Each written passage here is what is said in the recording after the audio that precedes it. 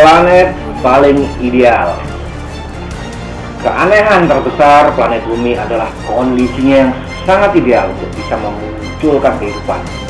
Padahal, agar bisa terjadi kehidupan, planet ini harus memiliki fasilitas-fasilitas yang bukan main rumitnya dan harus terjaga selama miliaran tahun secara otomatis serta self-control.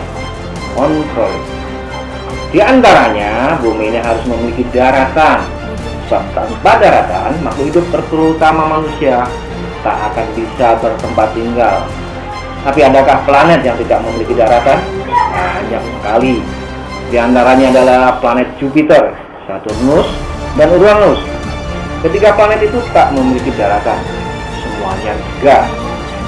Tentu saja tak mungkin dihuni oleh manusia karena tak ada tempat berpijak. Akan tetapi, meskipun ada daratan, sebuah planet belum tentu juga bisa dihuni. Di daratan planet Pluto, sekarang bukan termasuk planet lagi misalnya, ada air dan gas yang membeku disebabkan oleh suhu yang sangat rendah, sekitar minus 328 derajat Celcius. Dijamin tak ada makhluk hidup yang sanggup hidup tinggal di planet seperti itu. Atau sebaliknya, di daratan planet Merkurius, planet ini sangat dekat dengan matahari, sehingga suhunya sangat tinggi, bisa melelehkan logam timbal. Tentu saja Anda tak akan tahan tinggal di planet ini. Di bagian yang berlawanan dengan daratan yang mendidih itu, daratan Merkurius justru membeku. Kenapa bisa begitu? Karena bagian yang dibaliknya itu terus-menerus membelakangi matahari.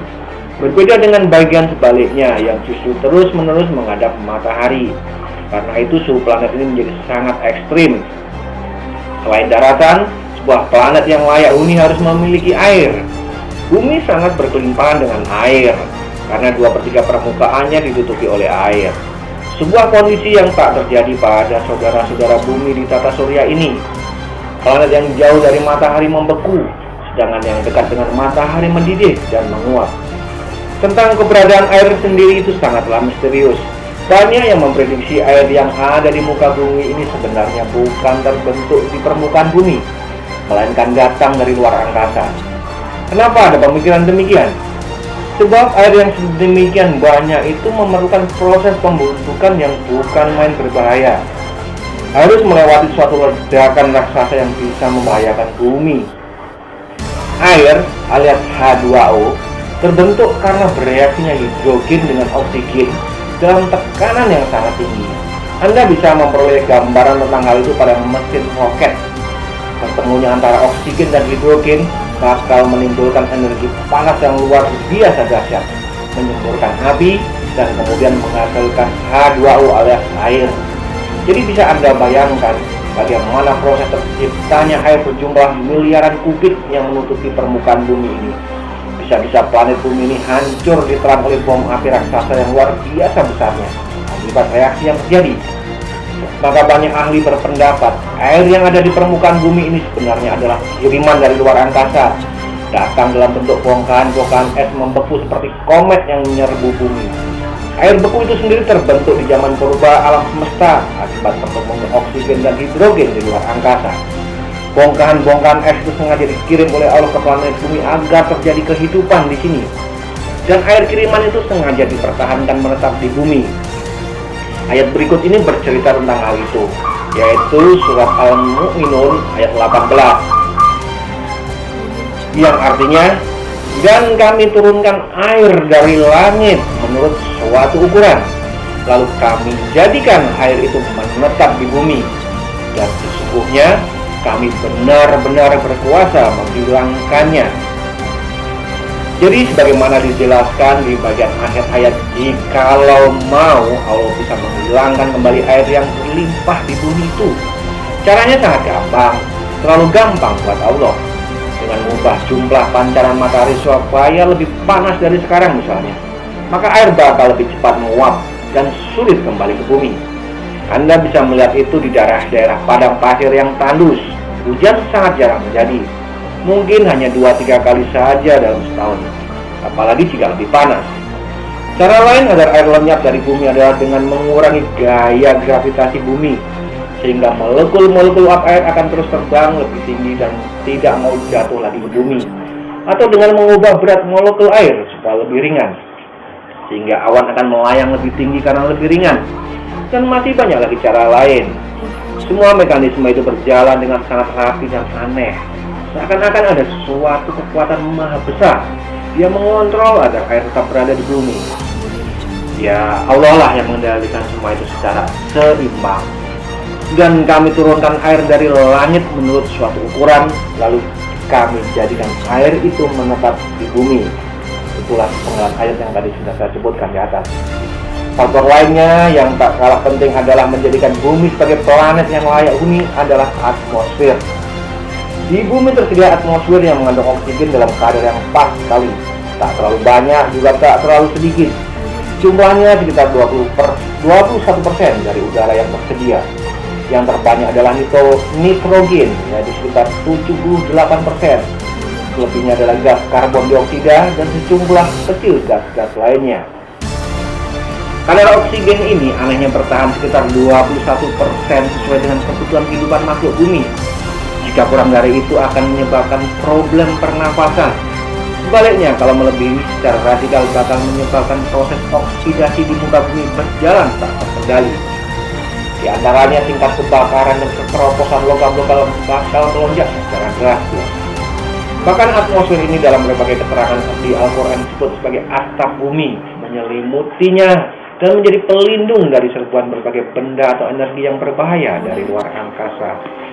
Di antaranya, atmosfer melindungi bumi dari batu-batu angkasa yang berseliweran di sana.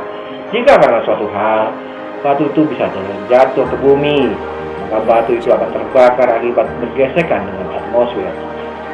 Lapisan ozon di bagian atas atmosfer juga berfungsi untuk melindungi makhluk hidup di planet ini dari serbuan sinyal ultraviolet. Lapisan magnetosfer melindungi dari pancaran gelombang elektromagnetik dari angkasa luar. Lapisan ionosfer berfungsi dalam praktek telekomunikasi, dan lain sebagainya.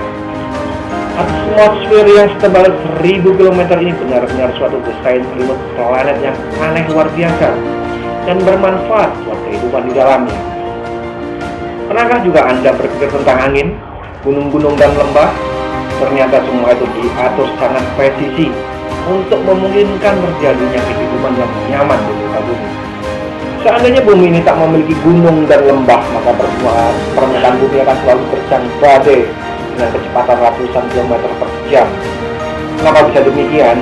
Karena putaran bumi yang seperti gasing telah menyebabkan angin kencang di atmosfernya. Lantas kenapa itu tidak menyebabkan angin badai? Karena angin itu dihalangi dan diperlambat oleh permukaan bumi yang tinggi rendah berbentuk gunung dan lembah.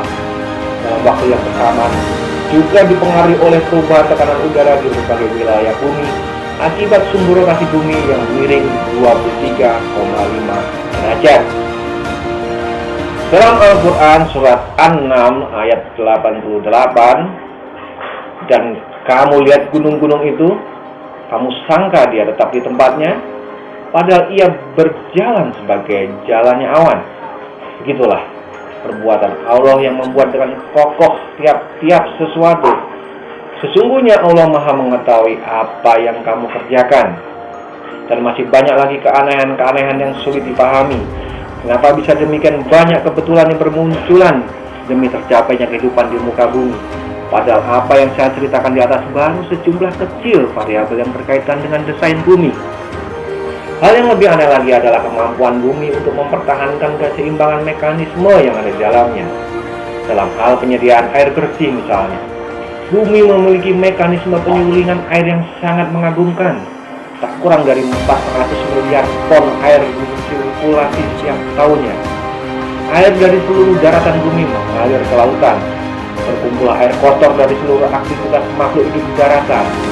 Di lautan itu terjadi berbagai proses biokimiawi dari ekosistem laut untuk membersihkannya kembali.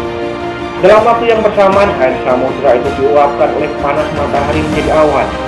Terjadilah penyulingan air laut besar-besaran sepanjang tahun. Awan itu kemudian digiring ke wilayah-wilayah membutuhkan air bersih di seluruh permukaan bumi dan turun sebagai hujan. Ini sungguh luar biasa. Bayangkan berapa besar energi yang terlibat dalam proses penggilingan dan pendistribusian ratusan miliar ton air itu. Semua itu terjadi secara otomatis demi berlangsungnya kehidupan di muka bumi. Bukan hanya saat penciptaan, melainkan itu untuk menjaga keberlangsungan kehidupan selama miliaran tahun usia planet ini. Dalam surat Al-Baqarah ayat 22 dikatakan, Dialah yang menjadikan bumi sebagai hamparan bagimu dan langit sebagai atap, dan Dia menurunkan air hujan dari langit, lalu Dia menghasilkan dengan hujan itu segala buah-buahan sebagai rezeki untukmu. Karena itu janganlah kamu mengadakan sekutu-sekutu bagi Allah, padahal kamu mengetahui. Di ayat berikut ini Allah bercerita lebih jauh bagaimana Dia meniupkan angin untuk membawa gumpalan-gumpalan awan berisi air hujan. Ya, dalam Al-Quran surat Al-A'raf ayat 57 dikatakan, dan Dialah yang meniupkan angin sebagai pembawa berita gembira sebelum kedatangan rahmatnya dalam huruf hujan, hingga apabila angin itu telah membawa awan mendung. Kami halau ke suatu daerah yang tandus, lalu kami turunkan hujan di daerah itu. Maka kami keluarkan dengan sebab hujan itu berbagai macam buah-buahan. Seperti itulah kami membangkitkan orang-orang yang telah mati. Mudah-mudahan kamu mengambil pelajaran. Bukan hanya mekanisme air bersih yang menakjubkan, tapi juga penyediaan berbagai kebutuhan makanan. Planet bumi ini secara ajaib bisa menyediakan berbagai kebutuhan makhluk-makhluk yang ada di dalamnya. Berbagai macam tanaman, pepohonan menghasilkan buah-buahan, sayuran, umbi-umbian, biji-bijian, dan beraneka ragam kebutuhan manusia. Darinya lah kita memperoleh sumber karbohidrat, protein, dan lemak nabati. Di sisi lain Allah menyediakan berbagai macam hewan dan binatang ternak, mulai dari berbagai jenis ikan yang hidup di perairan dan di samudra, binatang-binatang hidup di daratan, sampai pada beragam unggas dan penerbangan. Semuanya memberikan ragam makanan hewani, dan anehnya mereka memiliki mekanisme otomatis untuk bereproduksi secara berkelanjutan. Kecuali manusia sudah merusak tatanan keseimbangan ekosistem yang ada, maka rusaklah mekanisme alamiah itu, dan rusak pula sumber-sumber makanan kita. Dalam surat Al-Baqarah ayat 164 disebutkan, sesungguhnya lah dalam ciptaan langit dan bumi, silih bergantinya malam dan siang, bahtera yang berlayar di laut membawa apa yang berguna bagi manusia, dan apa yang Allah turunkan dari langit berupa air. Lalu dengan air itu Dia hidupkan bumi sesudah matinya, dan Dia sebarkan di bumi itu segala jenis hewan dan pengisaran angin dan awan yang dikendalikan antara langit dan bumi. Sungguh terdapat tanda-tanda keesaan dan kebesaran Allah bagi kaum yang memikirkan. Terima kasih. Sambung ke bab selanjutnya.